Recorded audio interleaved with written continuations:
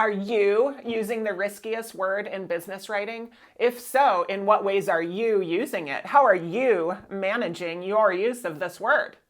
Well, you might be able to guess what word I'm talking about by now, and you have a sense of how it can feel too. I'm talking about you and the riskiest words in business writing. What we want to do to manage the relationship of whoever we're writing to, even when we want to say something that they did, we don't have to always use you and your. When the situation is positive, I'd say go for it. Your idea was really helpful. You contributed so much in the meeting. But when it's not positive, let's just switch to a different mentality, which is product over person.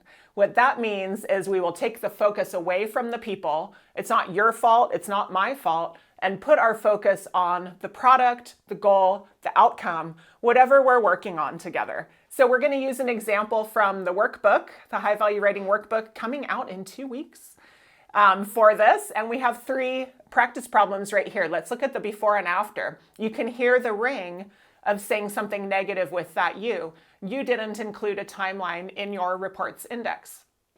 It may be true, but by having the word you and then a negative word right after, we run the chance that that listener could get defensive right away, which makes for a really difficult conversation. So let's not even run that risk and instead focus on the product, which was actually either the report or the index.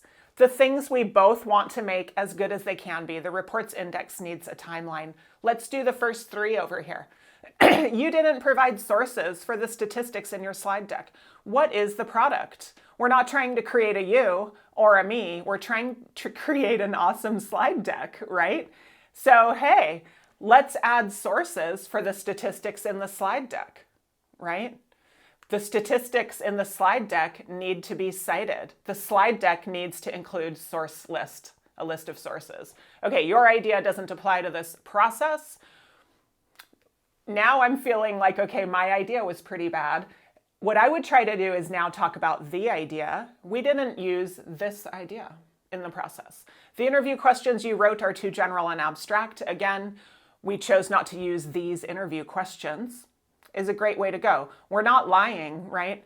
Now, these come from the workbook. One more kind of example here. What we can do with these ideas is become excellent communicators, team members, and leaders. Because leaders, as well as any of us, when we're successfully communicating, right, we take care. We communicate with intention. That's what the workbook's all about, writing with clarity and impact, and also writing to build relationships. I'll keep you posted as it releases. And let me know if you have any questions about how to use or avoid you and using the product over person approach.